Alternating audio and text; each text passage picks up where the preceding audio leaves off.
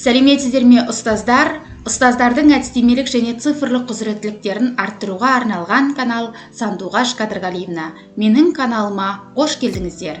Менің каналымнан заманауи платформалармен жұмыс, трендтегі әдіс, креативті презентация топтамалары мен қажетті дүниелеріңізді таба аласыздар. Бүгінгі менің сіздерге ұсынатын Prepity платформасының тағы бір мүмкіндігі туралы айтамын.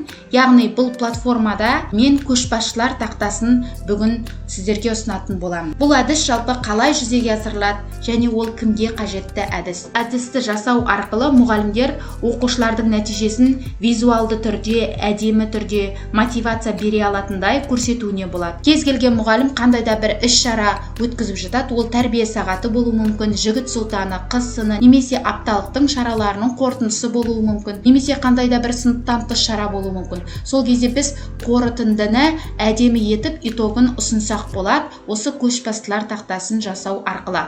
Оны біз қалай жасаймыз? Алдымен біз назар аударатын болсақ, мына жерде бізде оқушылардың тізімдері берілген, 15 оқушы қатысқан, 15 оқушы қатысқан, бірақ бұл іс-шарада 10 оқушы ең алдыңғы үздік қатарға шығып тұр, яғни топ 10 оқушының атауы көрсетілген және олардың нәтижесі көрсетілген. Мысалы, Ыршан деген оқушы бізде 8893 ұпай жинаған, Аружан деген оқушы 8834. Сол секілді оқушылардың жинаған осы іс-шарадан толық ұпайларын көруімізге болады. Бұл бір қарағанда бізге кішігірім сайт сияқты, бірақ бұл әдісті жасау өте оңай және ол әр мұғалімге керек әдіс деп білемін. Сондықтан видеоны соңына дейін қараңыз. Бұл әдісті жасаудың оңай әрі қарапайым жолын айтатын боламын. Енді қарайтын болсақ, мына жерде 3 нүктені басатын болса, бұл жерде осы іс-шара бойынша берілген әрбір бөлімдер тұр. Мысалы, 100 метр деген бөлім. 100 метрге баратын болсақ, 100 метр сайысының шарты жазылған және оның суреті қойылған, қандай сайт қолданғаны қойылған және осы іс-шарада бізде қай оқушы үздік нәтиже көрсетті, сол туралы тұр. Мана бізде Ыршан ең бірінші орында тұрса, 100 метр бөлімі бойынша Гүлсая бірінші орынға жайғасқан екен.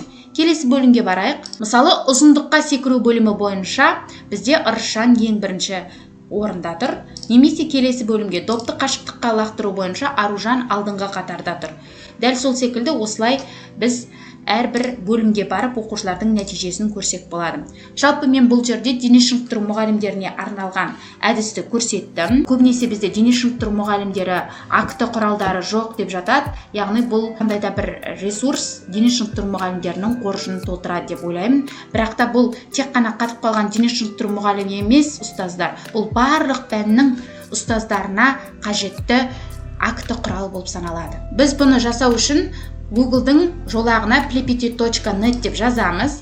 Жазғаннан кейін осы жерде көптеген міне әдістері бар. Осы Prepity сервисінде жасалынатын көптеген әдістердің жасалу жолын мен алдыңғы шығарылымдарында ұсынған болатын. Егер қызықтырса, төменге сілтеме қалдырып кетемін. Енді дәл осы аталған біз көшбасшылар тақтасын қалай жасаймыз өзіміздің нұсқамызда. Ол үшін Prepity Leaderboard дегенді тауып аламыз. Соның Instructions деген батырмасын басамыз. Сол кезде Step 1 деген шығады, осындай терезе. Of this template деген бар, осы сары жолақтың үстінен басамыз. Сол кезде көшірме жасау, сделать копию деген батырманы тағы да басамыз. Бізде осындай шығады, осындай терезе ашылады, Excel-де жасалынған. Енді қарап отырсаңыз, ұстаздар бұл сіздерге өте қиын, сондай ұзын сонар жазулар болып көрінуі мүмкін. Яғни қарап отырсаңыз, мына жерде бізде ағылшынша жоғарда атаулары бар, әр бөлімнің атаулары, мұнда бізде оқушылардың атауы жазылған. Енді сізге бұл ағылшынша түсініксіз болуы мүмкін, сондықтан мен осының қазақша түріне аударылған нұсқасын көрсетейін. Міне қазақша түрде аударылған нұсқасы, мұнда мен оқушылардың атауын жазып қойна қойдым. Мына жерде спорттық іс-шараның атаулары, олардың әрбір бөлімдері жазылған. Мысалы, 100 метрге жүгіру, соның ішінде мына жерде спорттық іс-шараның мақсаты, яғни сипаттамасы жалпы жазылған. Спорттық іс-шараға арналған мультимедианың, яғни қандай да бір сіз шара өткізсеңіз, апталықтың шарасын өткізсеңіз, солардың фотосын қойып қойсаңыз болады, жеке сілтемесін. Мына жерге жалпы бұл іс-шара туралы мәліметтерді қайдан сіз алдыңыз, соның сілтемесін қойсаңыз да болады. Егер қоймайым десеңіз, онда мынаның барлығын белгілеп алып удалить етіп тастасаңыз да болады. Енді мына жерге біз event 1 дегенге бірінші шарамыз бойынша бірінші бөлімді жаздық. 100 метр, екінші бөлім ұзындыққа секіру, үшінші допты қашықтыққа лақтыру, төртінші бөлім биіктікке секіру, осылай және екінші бағанға біз сол әрбір бөлімнің әрбір іс-шараға тоқталып өттік, оның шартын, жалпы сипаттамасын жаздық. Енді мына жерде оқушылардың нәтижесі берілген, яғни әрбір бөлімде оқушы қандай ұпай жинады, соны біз толық енгіземіз. Әрбір оқушының тұсына енгізіп боламыз, барлығын енгізіп болғаннан кейін біз осыны опубликовать ете қояды екенбіз. Мына жерде мен жартысына дейін енгізген, кейбір балалардың енгізбеппін. Дәл енді сіз өзіңіздің клавиатураңыздан енгізе қоясыз. Мысалы 120 жинау мүмкін, мына бөлімде ол 98 жинауы мүмкін деген сияқты. Әрі қарай енгізе бересіз. Енді біз оны өзіміздің нұсқамызда қалай жасаймыз, иә? Тағы да бір қайталап өтейін. Pripyattiға кіргеннен кейін Pripyatti leaderboard дегенге кіреміз, instructions'ты басамыз, this template дегенді басамыз, көшірме жасау дегенді басамыз. Енді осы жерде мына іс-шараның атауы дегенді кәдімгі қазақшаға аударып жазамыз. Мысалы, іс-шара атауы, иә? Бізде мысалы ол жігіт сұлтаны болуы мүмкін, да? Жігіт сұлтаны болуы мүмкін. Ол бізде бірінші бөлімі мысалы таныстыру. Екіншісі мысалы бізде ол өнер көрсету. Үшіншісі бізде мысалы қолөнер. Төртіншісі бізде мысалы ол сұрақ жауап. Қалған бөлімдер бізде болмауы мүмкін. Егер болмаса біз алып тастай қоямыз түгел. Мынаның барлығын белгілеп аламыз да. Мысалы мына жерде бізде көп бөлімнен құралған, оған удалить етіп тастай қоямыз. Болдық міне. Мысалы 4 бөлім бойынша біз толықтырып өттік. Енді мына жерде іс-шараның сипаттамасын жазамыз. Мысалы таныстыру бөлімде жігіт сұлтанда не істейді? Оқушылар өздерін таныстырады. Болдық. Енді өнер дегенге оқушы өз өнерін көрсетеді. Келесі қолөнер бөлімде өзінің қолынан келетін бұйымын жасайды. Сұрақ жауап оқушы берілген сұраққа жауап береді. Болды. Енді бізде мына жерде іс-шараның фотосы болуы мүмкін. Мысалы сіз жігіт сұлтанын өткіздік делік. Жігіт сұлтанын өткізгеннен кейін сіз оған фотоға түстіңіз ғой. Сол фотосын мына жерге сілтемесін әкеліп қойсаңыз болады. Мысалы Инстаграмда жариялауыңыз мүмкін деген сияқты да. Осы жерге сілтеме қойылады бұл. Келесі event link деген жерге, мына жерге сілтеме, іс-шара туралы сілтеме. Сіз мысалы іс-шара туралы сілтемені Инстаграмда жариялаған болуыңыз мүмкін, өзіңіздің мектебіңіздің Инстаграм парақшаңызда, немесе өзіңіздің сыныбыңыздың Инстаграм парақшасында жариялаған шығарсыз, немесе Фейсбукта жариялаған шығарсыз, соны осы жерге сілтемесіне әкеліп қоясыз. Енді мына жерде біз атауларын неше оқушы қатысты, мысалы Жансерік қатысты, Әділет қатысты, мыналардың барлығын біз удалить етіп тастаймыз. Мына жерде тұрған мәліметтердің барлығын бізге ол берілген мысал, біз сол мысалдарды өзіміздің нұсқамызда жасап жатырмыз, ұстаздар. Енді мысалы таныстыру бөлімінде Жансерік неше ұпай жинады? 10 ұпай жинауы мүмкін. Әділет мысалы 8 ұпай жинауы мүмкін. Асхат 9 ұпай жинауы мүмкін. Айдар мысалы 7 ұпай жинауы мүмкін.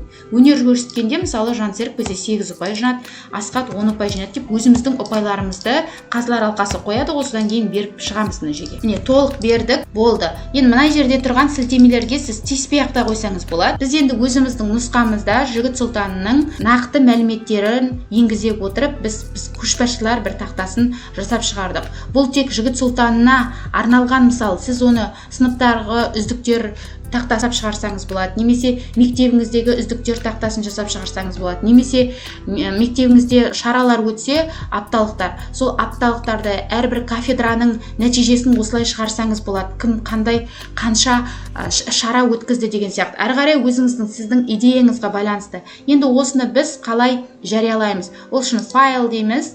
Сосын бөлісу, интернетте жариялау, окей. Сосын осы сілтемені алып, осы сілтемені міндетті түрде біз сақтап қоямыз. Яғни, біз осы сілтемемізді жазған ақпарламамыздың құжатының ішіне сақтап қойсақ болады, немесе өзіңізге қажетті бір жерге сохранить етіп қоясыз. Осы сілтемені алып аламыз да, браузерден жаңа вкладка ашамыз. Мышканың оң жағын басып қоямыз, вставить деп, сосын клавиатурадан Enter пернесін басамыз. Міне бізде шықты, барлығы дұрыс беккен тексереміз. Тексергеннен кейін get the link here деген бар мына жерде міне. Осыны басамыз. Содан кейін арнайы бір сілтеме шығады. Осыны да үстінен басамыз. Міне шығаратын болсақ, міне бізде жігіт сұлтаны бойынша нақты мәліметтер шықты. Бізде Айдар ең бірінші 35 ұпаймен шықты. Енді мына жерге баратын болсақ, міне таныстыру бөлімінде Жансерік 10 ұпай алды. Мен енді мына жердегі суреттерді жаңа өзгерткен жоқпын. Келесі мысалы өнер көрсету бөлімінде Әділет бірінші орынға шықты.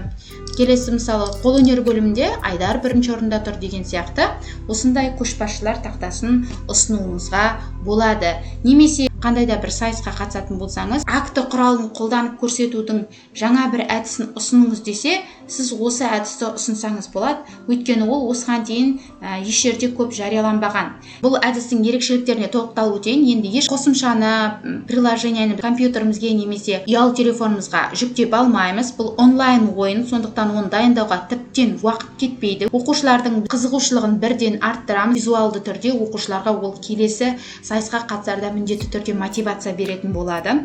Әдісті біз интерактивті тақта арқылы көрсетеміз, немесе сілтемені оқушылардың шаралардың қорытындысын жасатсақ, мұғалімдердің чатына жіберіп осылай ұсынсақ болады. Бұл да бір шараны ұйымдастырудың, оның қорытындысын берудің креативті бір тәсілі болып саналады. Бұл құралда жалпы оқушылардың турнирдегі жетістіктерін тіркеуге мүмкіндік береді. Алайда сіз мүмкіндігін өзіңіз тапсаңыз, кез келген сабақта, кез келген үздік нәтиже көрсететіндей іс-шараңызда лидерлердің тақтасын жасап алуыңызға болады. Сізге бұл әдіс ұнайды деген ойдамын. Жасап көріңіздер, өте оңай әрі қарапайым, сіздің толық игеріп кететініңізге сенім мол. Кәделеріңізге жарасын, менің каналыма тіркеліп, лайк басып, пікір қалдыруды ұмытпаңыз.